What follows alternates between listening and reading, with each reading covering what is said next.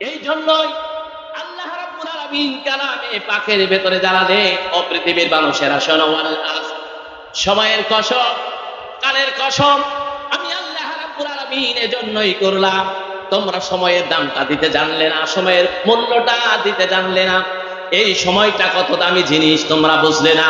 সময়টা যদি সময় মতো কাজে লাগাতে, এই সময় মতো যদি কোরআনটা বন্ধ না করে, ইসলামী মানুষদেরকে জেলখানায় বন্দি না করে, আলেমদেরকে জেলখানায় বন্দি না করে, বরং এই কোরআন প্রচারের জন্য দায়িত্বটা যদি দিয়ে দিতে, আজকে তোমাকে হেলিকপ্টারে করে এই মোদির দেশে তোমার গমন করা লাগতো না।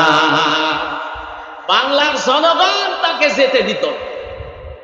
যেই দেশের মুসলমান 90% 95% মুসলমান, এই দেশে কোরআনের কথা বলা হবে, তাও আবার তাদের অনুমতি নিয়ে এই কথা কি সহ্য করা যায়?